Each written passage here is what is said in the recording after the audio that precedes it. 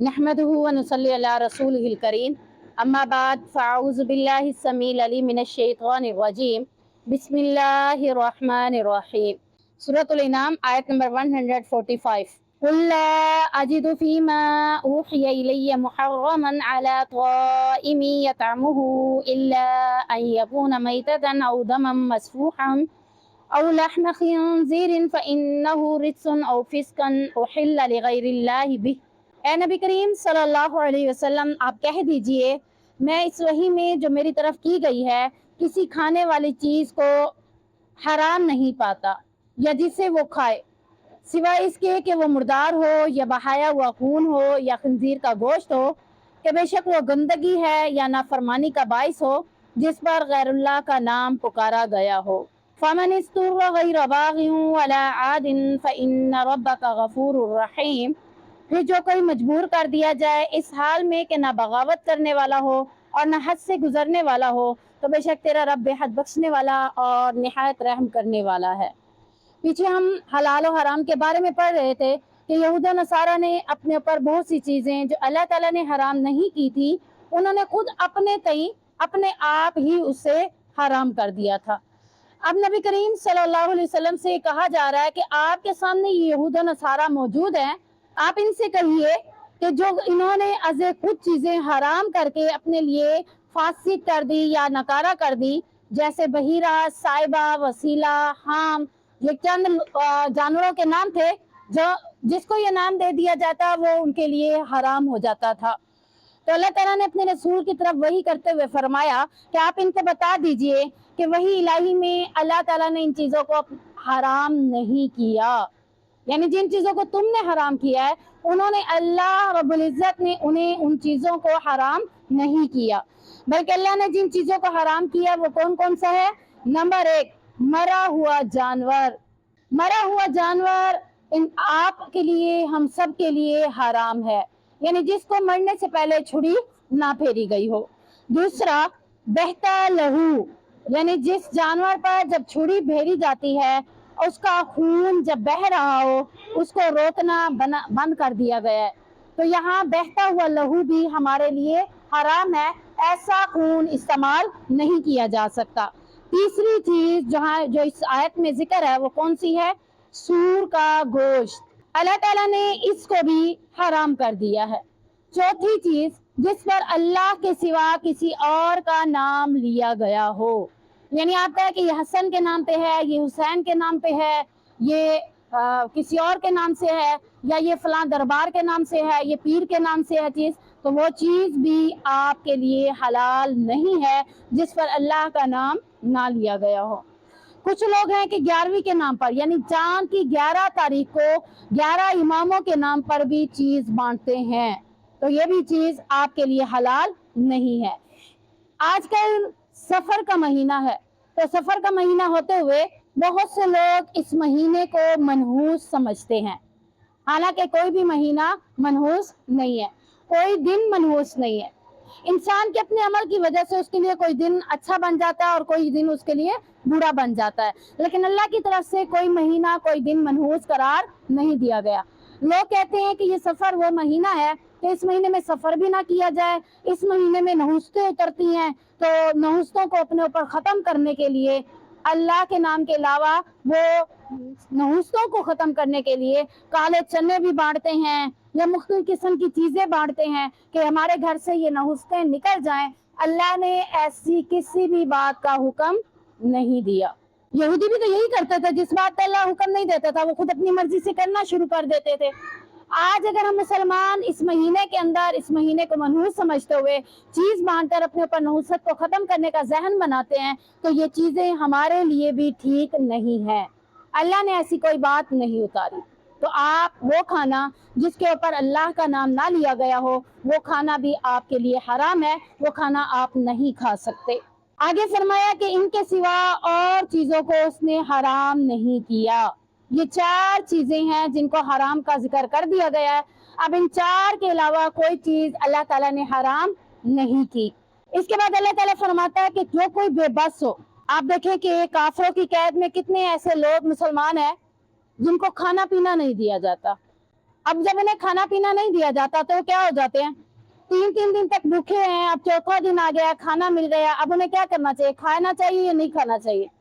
اللہ تعالیٰ کہتا ہے اب یہ بندہ کیا ہو گیا، بے بس ہو گیا ہے، اب اس کے پاس حرام چیز بھی آگے آ گئی ہے، تو وہ حرام چیز کو اتنا کھائے گا کہ جس سے نہ تو پیٹ بھرے، نہ ہی وہ اپنی خواہش کو پورا کرے، بلکہ زندہ رہنے کے لیے کچھ کھا لے، حد سے آگے نہیں بڑھنا۔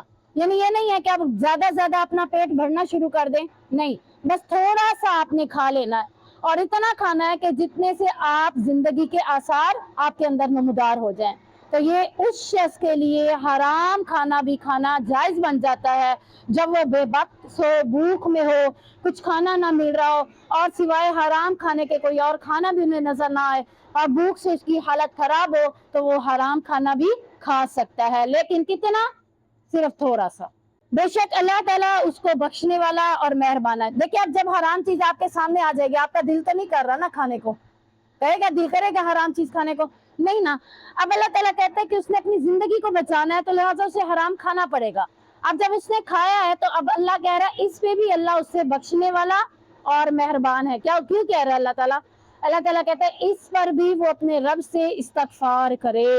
ہے تو غلط کام نا، بلا شک اللہ نے اس کا حکم دے دیا ہے، لیکن اس کے بعد بھی اسے کیا کرنا ہے، خوشی نہیں محسوس کرنی، بلکہ ہر وقت کیا کرنا ہے، فلاں ٹائم مجھے حرام کھانا پڑ گیا، اللہ تو مجھے معاف کر دے، اللہ تو میری زندگی میں یہ جو کام میں نے کیا ہے اس کو میرے اوپر بخشش فرما، میرے اوپر رحم کرنے والا بن جا۔ یعنی وہ اپنے اس کام کو یاد کر کے اپنے رب سے توبہ استغفار کرتا رہے گا۔ حدیث میں آتا ہے کہ جابر بن زید سے پوچھا گیا کہ لوگوں کا کیا خیال ہے کہ آپ صلی اللہ علیہ وسلم نے پالتو پودوں کے گوشت سے منع فرمایا تھا؟ تو انہوں نے جواب دیا کہ حکم بن عمرو غفاری رسول اللہ سے بصرہ میں یہی بات روایت کرتے ہیں، لیکن یہ علم کے سمندر عبداللہ بن عباس اس کا انکار کرتے ہیں، اور وہ یہ آیت پڑھ دیتے ہیں قُل لَا أَجِدُ فِي مَا أُوحِيَ إِلَيَّ مُحَرَّمًا عَلَىٰ طَاعِمٍ يَطْعَمُهُ۔ بہرحال صحیح حدیث سے ثابت ہوتا ہے کہ پالتو گدھا بھی حرام ہے، جنگلی تو ویسے ہی حرام ہے گدھا، لیکن اگر کوئی گھر میں پالتا ہے گدھے کو تو تب بھی اس کا گوشت حلال نہیں ہے۔ اسی طرح فرمایا زمانہ جاہلیت کے لوگ کچھ چیزیں تو کھا لیتے تھے اور کچھ سے نفرت کرتے ہوئے انہیں نہیں کھاتے تھے۔ اللہ تعالیٰ نے اپنے نبی کو بھیجا، اپنی کتاب کو نازل کیا، حلال کو حلال بتایا اور حرام کو حرام بتا دیا۔ بس جسے اللہ تعالیٰ نے حلال قرار دیا وہ حلال ہے، اور جسے اللہ نے حرام کر دیا وہ آپ کے لیے حرام ہے، اور جس سے اس نے خاموشی فرمائی ہے تو وہ قابل معافی ہے۔ یعنی اگر آپ سے کبھی انجانے میں وہ چیز آپ نے کھا لی جس کو اللہ تعالیٰ نے نہ حلال کے حکم میں دیا ہے نہ حرام کے حکم میں دیا ہے، اور آپ نے ایسا کام کر دیا ہے، تو اس پہ آپ کو کیا کرنا چاہیے، توبہ استغفار کرنا چاہیے، کیونکہ وہ قابل معافی ہے۔ اسی طرح سیدہ سودا بنت زمعہ بیان کرتی ہیں کہ ہماری بکری مر گئی تو ہم نے اس کے چمڑے کو رنگ لیا، وہ چمڑا ہمارے پاس لمبا عرصہ تک رہا، یہاں تک کہ بعد میں اس کا مشکیزہ بنا لیا گیا۔ یعنی مردہ بکری کا چمڑا جو ہے انہوں نے استعمال کیا تھا۔ اب مردہ بکری تو حرام ہے، لیکن مردہ بکری کے چمڑے کے حوالے سے کوئی بات نہیں آئی ہے، کوئی نہیں آئی نا۔ اب یہ کیا ہے، اس کے اوپر سکونت ہے، خاموشی ہے۔ اب اس کے اوپر قابل معافی ہے کہ اگر آپ ایسی چیز کو استعمال کر لیتے ہیں اور پھر اس کے اوپر اللہ کے نبی صلی اللہ علیہ وسلم نے بھی کوئی بات نہیں کی انہیں، تو یہ قابل معافی میں آ جاتا ہے۔ آگے اللہ تعالیٰ فرماتے ہیں کہ اسی آیت کے اندر فسقن لحمن خنزیر، یعنی یہ ساری باتیں اس کے حوالے سے کیا ہے کہ یہ بھی آپ کے لیے حرام ہے کہ آپ کسی داتا کے نام پر، کسی امام کے نام پر، کسی پیر کے نام پر، کسی نظر کے نام پر کوئی کھانا آپ کے سامنے پیش کیا جائے اور آپ سے کہا جائے کہ یہ تو نظر مانا ہوا کھانا تھا، اللہ کے نام کا کھانا نہیں ہے، یہ میں نے فلاں نظر مانی تھی اسی نظر کے نام پر کھانا ہے، تو پھر وہ کھانا بھی آپ کے لیے احل لغیر اللہ میں آ جائے گا اور فسق میں بھی آ جائے گا کہ آپ نے اس کھانے کو نہیں کھانا۔ وَعَلَى الَّذِينَ هَادُوا حَرَّمْنَا كُلَّ ذِي ظُفُرٍ، اور ان لوگوں پر جو یہودی بن گئے ہم نے ہر ناخن والا جانور حرام کر دیا تھا۔ یعنی یہودیوں کے اوپر ہر ناخن والا جانور حرام کر دیا گیا تھا، چاہے وہ پرندہ ہو چاہے وہ جانور ہو، یعنی جس کی انگلیاں پھٹی ہوئی نہ ہوں، جیسے اونٹ، شتر مرغ، بطخ، گائیں، بکری وغیرہ، ان تمام جانوروں کا گوشت یہودیوں پر کیا تھا، حرام تھا۔ ان کے لیے انہی جانوروں کا گوشت حلال کیا گیا تھا جن کی انگلیاں پھٹی ہوئی ہوں، پنجے کھلے ہوئے ہوں، اور وَمِنَ الْبَقَرِ وَالْغَنَمِ سے معلوم ہوتا ہے کہ کہ ان کے لیے گائے اور بکری کا گوشت بھی بطور خاص حلال تھا۔ آگے اسی آیت میں کیا رہا، وَمِنَ الْبَقَرِ وَالْغَنَمِ، یعنی اللہ تعالیٰ فرما رہے ہیں گایوں اور بکریوں میں سے تو یہ چیزیں کیا تھی، ان کے لیے حلال تھی۔ حرمنا علیہم شحومہما الا ما حملت ظہورہما او الحوایا او ما اختلط بعظم، ہم نے ان پر دونوں کی چربیاں حرام کر دی سوائے اس کے جو ان کی پشتیں یا انتریاں اٹھائی ہوئے ہوں، یعنی جو انتریوں کے ساتھ لگی ہوئی ہے، جو پشتوں کے ساتھ لگی ہوئی ہے، اس چربی کے علاوہ دوسری چربیاں ان کے لیے کیا تھی، حرام کر دی گئی تھی۔ یا پھر جو کسی ہڈی کے ساتھ ملی ہوئی ہو، الگ نہ ہوتی ہو، تو یہ اس چربی کے علاوہ باقی جتنی چربیاں تھیں وہ یہودیوں کے لیے حرام کر دی گئی تھی۔ اور ہم نے انہیں کیا کہا، ذالک جزیناہم ببغیہم وانا لصادقون، یہ ہم نے انہیں ان کی سرکشی کی سزا دی تھی اور بلا شبہ ہم ہی یقیناً سچے ہیں۔ یعنی اب کون سی چربی ان کے لیے حلال تھی، جو پیٹھ کے ساتھ لگی ہوتی تھی، آنتوں کے ساتھ چپکی ہوتی تھی، ہڈی کے ساتھ ملی ہوتی تھی، وہ دم یا پاؤں یا پسلی وغیرہ کے ساتھ چپکی ہوتی تھی، تو یہ تو اللہ تعالیٰ نے کیا کہا کہ اللہ تعالیٰ نے ان کے علاوہ باقی تمام قسم کی چربی ان کے لیے حرام کر دی تھی۔ اور یہ حرام بھی کیوں کی تھی، بطور سزا اللہ تعالیٰ نے ان پر حرام کر دی تھی۔ یہودیوں کا یہ دعویٰ تھا کہ یہ چیزیں حضرت یعقوب علیہ السلام نے اپنے پر حرام کی تھی تو ہم نے ان کی اتباع میں ان کو حرام سمجھا، حالانکہ حضرت یعقوب علیہ السلام اونٹ کا گوشت کھایا کرتے تھے، لیکن یہ خود اپنے آپ کہتے تھے کہ ہمارے پر یہ حرام ہے، تو اللہ تعالیٰ نے کہا حضرت یعقوب پر بھی میں نے ان چیزوں کو حرام نہیں کیا تھا۔ اب یہ انبیاء پر بھی کیا باندھ رہے ہیں، جھوٹ باندھ رہے ہیں، حالانکہ نبیوں نے بھی ایسی چیزوں کے حرام ہونے کے بارے میں نہیں کہا تھا۔ جیسا کہ بعض لوگ کہتے ہیں کہ حضرت ابراہیم کو ہم نے ایسے ہی کرتے دیکھا ہے، شرک کرتے ہوئے، جبکہ حضرت ابراہیم کے بارے میں ہم نے کیا پڑھا، وہ شرک سے پاک تھے، انہوں نے تو کبھی شرک ہی نہیں کیا تھا۔ تو ایسی باتیں یہود و نصارہ اپنے انبیاء کو جب قتل کر سکتے ہیں تو ان پر جھوٹ باندھنا ان کے لیے کوئی مشکل نہیں تھا۔ یعنی یہ ساری سزا کس لیے اللہ تعالیٰ نے دی تھی، انہیں اللہ تعالیٰ نے تنگی اور معیشت میں ان کو یہ سزائیں کیوں دی، ان کی شرارتوں کی وجہ سے۔ کون سی شرارتیں کرتے تھے، انبیاء کو قتل کر ڈالتے تھے، انبیاء کو ناحق یعنی کہ کوئی وجہ بھی نہیں ہوتی تھی انہیں قتل کر دینا، ان کی بات نہ ماننا، ان کی نافرمانی کرنا، شریعت کا انکار کر دینا، اللہ کے احکامات کی خلاف ورزی کرنا، اسی وجہ سے اللہ تعالیٰ نے ان کو یہ بطور سزا دی کہ اب تمہارے لیے یہ چیزیں حرام ہیں۔ فَإِن كَذَّبُوكَ فَقُلْ رَبُّكُمْ ذُو رَحْمَةٍ وَاسِعَةٍ، پھر اگر وہ تجھے جھٹلائیں تو کہہ دیجئے تمہارا رب تو وسیع رحمت والا ہے۔ یعنی نبی کریم صلی اللہ علیہ وسلم آپ نے انہیں ساری باتیں بتا دی، سارے طریقے بھی بتا دیے، شریعت الہی بھی بتا دی، اس کے باوجود یہ حق کی راہ کو چھوڑ کر آپ کی نافرمانی کرتے ہیں، آپ کو جھٹلاتے ہیں، آپ کی بات نہیں مانتے اور موجودہ روش پر یعنی جو کام کر رہے ہیں اسی کاموں پہ اڑے ہوئے ہیں، تو ان کو یہ مت سمجھو کہ انہیں کہو کہ تمہارے پر عذاب ٹل جائے گا، نہیں، بلکہ اللہ کا عذاب ایسے مجرموں اور مشرکوں پر ہی اللہ تعالیٰ کہتا ہے وَلَا يُرَدُّ بَعْسُهُ عَنِ الْقَوْمِ الْمُجْرِمِينَ، کہ اس کا عذاب مجرم لوگوں سے ہٹایا نہیں جاتا۔ یعنی ہم میں سے کوئی بھی گناہ کرے گا، کوئی بھی جرم کرے گا، یہ نہ سمجھے کہ اس کا عذاب مجھے نہیں ملے گا، عذاب اسے ضرور ملے گا۔ آپ نے نماز نہیں پڑھی، آپ سمجھے کہ اللہ تعالیٰ مجھے اس کی کوئی سزا نہیں دے گا، ممکن ہی نہیں ہے، اللہ تعالیٰ اس کی سزا کسی بھی صورت میں دے سکتا ہے۔ آپ نے کسی کی نافرمانی کی، والدہ کی نافرمانی کر دی، تو آپ یہ نہیں کہہ سکتے کہ اللہ تعالیٰ اس نافرمانی کی سزا مجھے نہیں دے گا، کسی بھی صورت میں آپ کو اس کی سزا مل جائے گی۔ تو اللہ تعالیٰ کہتا ہے کہ میں مجرموں سے عذاب کو کبھی بھی ٹالا نہیں کرتا۔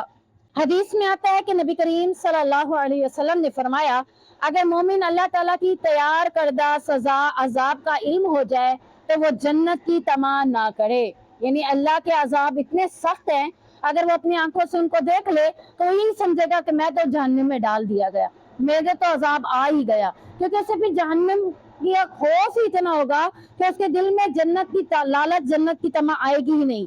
اور اگر کافر کو اللہ تعالیٰ اپنی رحمت کی وسعت کا علم، کافروں کو اللہ کی رحمت اور اس کی وسعت کا علم ہو جائے تو کوئی اس کی جنت سے نا امید نہ ہو۔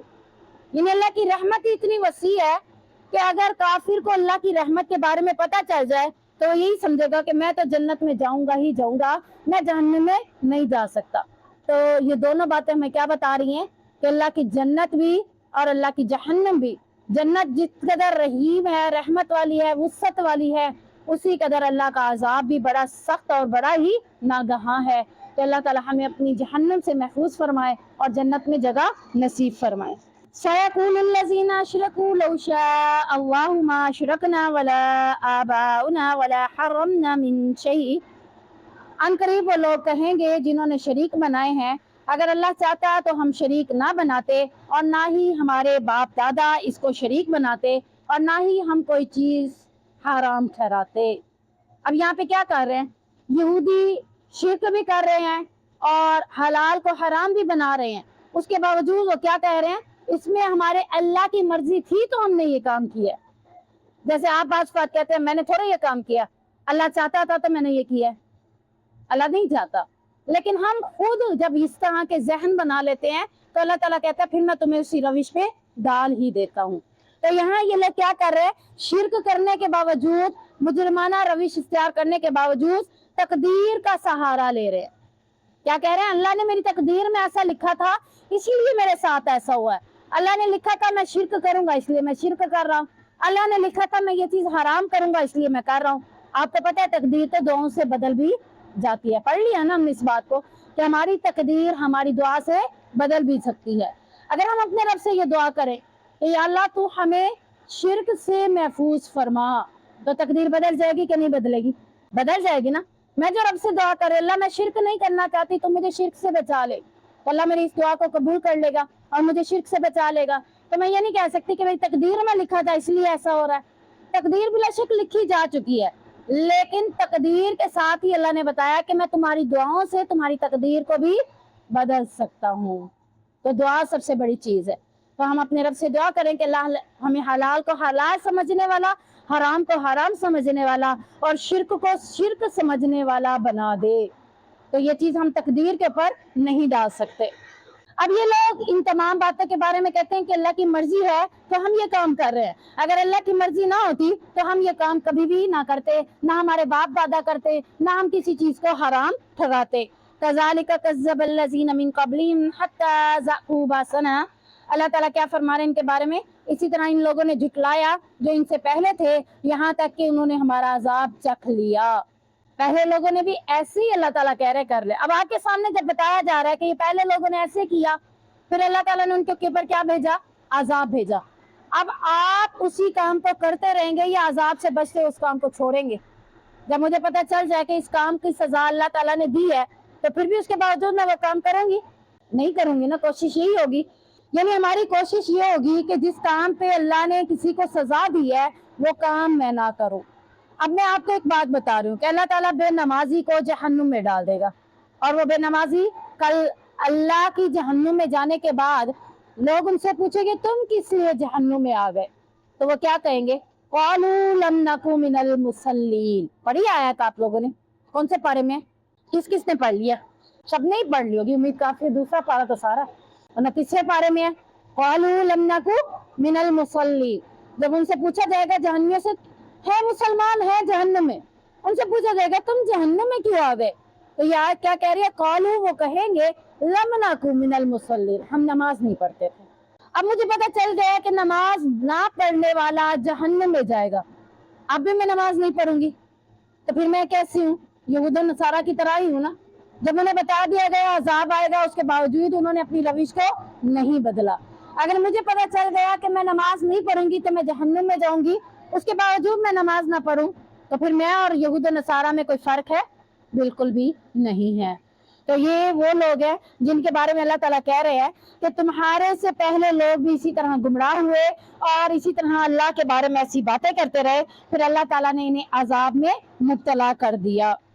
कुल हल इंदकुम मिन इल्मिन फतुखरिजूहु लना, कह दीजिए नबी करीम सल्लल्लाहु अलैहि वसल्लम, क्या तुम्हारे पास कोई इल्म है कि तुम उसे हमारे लिए निकालो? यानी ये जो हलाल को हराम बना दिया है, ये जो तुम शिर्क कर रहे हो, क्या इसका तुम्हारे पास कोई इल्म है जिसमें अल्लाह ताला ने तुम्हें कहा हो कि तुम ऐसे काम करो? तो हमें भी दिखाओ, हमारे सामने ले आओ ऐसी आयत। अब देखिए अल्लाह ताला ने शिर्क से मना किया, हमारे पास आयत मौजूद है, मैं आपको दिखा रही हूँ। अगर जो शिर्क करते हैं, दरबारों पर जाते हैं, सजदे करते हैं, उनसे कहे कि कोई आयत तो दिखाओ जिसमें अल्लाह ने कहा कि जाओ मुझे छोड़ के इनसे मांगो। है कोई आयत? हमें तो अभी तक नजर नहीं आई। अब वो क्या कहते हैं, यहूदियों से कहो है नबी कि अगर तुम्हारे पास इस बात का इल्म अल्लाह की तरफ से आया है कि ये हराम है, ये शिर्क जायज है, तो हमारे पास इन चीजों को, इस इल्म को ले आओ। उसके बाद अल्लाह ताला खुद ही क्या फरमा रहे, इन तत्तबिऊना इल्ला ज़न्न व इन अंतुम इल्ला तखरुसून, तुम तो गुमान के सिवा किसी चीज की पैरवी नहीं करते। यानी तुमने ये कहना किससे माना? अपने दिमाग से, अपने गुमान से, अपनी सोच से। तुम्हारे जहन में सोच आई कि अल्लाह के अलावा इनको भी मानते हैं, तो तुमने उसको कर लिया, हालांकि तुम्हारे पास कोई इल्म इस तरह का नहीं है। यानी गुमान के सिवा तुम कोई काम नहीं कर रहे, किसी चीज की पैरवी नहीं कर रहे, और तुम इसके सिवा कुछ भी नहीं करते कि अटकल दोहराते हो, यानी झूठ बोलते हो। अटकल किसे कहा जाता है? झूठ बोलना। यानी सिर्फ तुम झूठ बोल रहे हो कि ये भी अल्लाह ने हुक्म दिया। आप चले जाए दरबार में, जो जो सजदे कर रहे हैं उनसे जाके पूछे, वो भी यही कहेंगे कि हमें अल्लाह ने हुक्म दिया है, इसलिए हम कर रहे हैं। उन्हें कहते कोई आयत दिखाओ, तो कहेंगे कोई आयत, सिवाय गुमान के वो कोई आयत उनके पास मौजूद नहीं है। कुल फलिल्लाहिल हुज्जतुल बालिगा, ए नबी करीम सल्लल्लाहु अलैहि वसल्लम आप कह दीजिए, फिर कामिल दलील तो अल्लाह ही के पास है। यानी इस बात की दलील, कौन सी कामिल दलील? कि अल्लाह के साथ शिर्क करना है या नहीं करना, अल्लाह ने ये हलाल कहा है या नहीं कहा, इसकी कामिल दलील किसके पास है? अल्लाह के पास है। फलौ शाअ लहदाकुम अजमईन, सो अगर वो चाहता तो तुम सबको जरूर हिदायत दे देता। अल्लाह ताला ने चाहा ही नहीं है। जो लोग जिद्दी है ना, अल्लाह ताला ने उनको हिदायत देनी ही नहीं है। आप देख ले, आप खुद पढ़ रही हैं, हिफ्ज कर रही हैं, अभी आपके सामने ही मामला है। आप रोज कहती हैं कि मैं कल सबक याद करके आऊंगी, फिर आप कर आते हैं। अगर आप रोज ही याद बात करने के बावजूद नहीं करके आ रहा, तो आपको क्या कहा जाएगा? ऐसे लोगों को अल्लाह ताला भी हिदायत है, अल्लाह कहता है मैं नहीं देता। जिनके अंदर हिदायत लेने का शौक ही ना हो, जिनको खुद ये जज्बा ही ना हो, तो अल्लाह ताला ऐसे लोगों को हिदायत नहीं देता। कुल हलम्मा शुहदाअकुमुल लज़ीना यशहदूना अन्नल्लाह हर्रम हाज़ा, कह दीजिए कि लाओ अपने वो गवाह जो शहादत दें कि वाकई ये चीजें अल्लाह ने हराम कर दी हैं। अब अल्लाह के नबी सल्लल्लाहु अलैहि वसल्लम से क्या कहा जा रहा है कि आप इन यहूद मुशरिकीन को लाजवाब करने का एक असलूब बताया जा रहा है कि आप इनसे कहिए कि तुम लोग अपने गवाहों को पेश करो कि वाकई अल्लाह ताला ने इन चीजों को हराम किया है, वो आपके साथ इस बात की गवाही दे, दलील दें जिन्हें तुम हराम समझ रहे हो, हालांकि अल्लाह जानता है कि इनके पास कोई भी गवाह नहीं है। इसी का जिक्र अल्लाह ने इसी आयत के अंदर मजीद किया, फ़इन शहीदू फला तशहद मअहुम, फिर अगर वो शहादत दे दें तो उनके साथ शहादत तू नहीं देगा। यानी ये झूठी गवाही दे भी दे, लेकिन तुमने इनके साथ झूठी गवाही नहीं देनी। तुम्हारे पास इल्म आ गया कि अल्लाह ने अपने साथ किसी और को इबादत का हुक्म नहीं दिया, सजदा सिर्फ अल्लाह को करना है, अल्लाह के सिवा किसी और को नहीं करना। तो ए नबी अगर ये गवाही दे भी दे कि हाँ हमें अल्लाह ने हुक्म दिया है, ये भी गवाह है, वो भी गवाह है, लेकिन याद रखे नबी, तूने इनकी गवाही के साथ गवाही नहीं देनी। वला तत्तबि अहवाअल्लज़ीना कज़्ज़बू बिआयातिना, और ना ही तूने इन लोगों की ख्वाहिशों के पीछे चलना है जिन्होंने क्या किया है, हमारी आयतों को झुटला दिया है। वल्लज़ीना ला युमिनूना बिल आखिरति वहुम बिरब्बिहिम यादिलून, और जो आखिरत पर ईमान नहीं रखते और अपने रब के साथ बराबर शरीक ठहराते हैं। अल्लाह के नबी सल्लल्लाहु अलैहि वसल्लम को किन की इबादत करने से, किन की पैरवी करने से मना किया जा रहा है? मुशरिकों की पैरवी करने से मना किया जा रहा है। कहा जा रहा है कि ये वो मुशरिक है जिन्होंने अल्लाह की आयतों को भी झुटला दिया था, आखिरत पर भी इनका यकीन नहीं है, और ये अपने रब के साथ दूसरों को शरीक ठहराते हैं। तो ऐ नबी तू इनकी बात भी नहीं मानेगा, इनके साथ मिलकर इनके काजिया से काम भी नहीं करेगा, बल्कि तू इनसे बच कर रहेगा। तो अल्लाह ताला ने जहाँ नबी को बचने का हुक्म दिया, तो नबी के साथ साथ ये आयात किन के लिए? हम सब के लिए। हम पढ़ते हैं ना इसे, तो ये हुक्म हमारे लिए भी है कि हम किसी दरबार वाले के पास नहीं जाएंगे, ना ही किसी के साथ मिलकर वहां जाकर सजदा कर सकते। अल्लाह ने मना कर दिया कि जो अल्लाह के नाम के अलावा किसी और का नाम का खाना बनाते हैं, तो तुमने उनकी पैरवी नहीं करनी, तुमने उनका साथ नहीं देना, तुमने उनसे हट के रहना है। تو اگر وہ یہ کام کر رہے ہیں انہیں سمجھائیں، اگر وہ نہیں سمجھتے تو یہ نہیں ہے کہ ہم بھی ان کے ساتھ ایسے کاموں میں شریک ہو جائیں گے، بلکہ ہمیں پوری زندگی کے لیے ایسے کاموں سے بچنا ہوگا انشاءاللہ۔ تو اللہ تعالی ہمیں ایسے باتوں کے اوپر عمل کرنے کی توفیق عطا فرمائے۔ سبحانک اللہم و بحمدک، اشہد ان لا الہ الا انت، استغفرک و اتوب الیک۔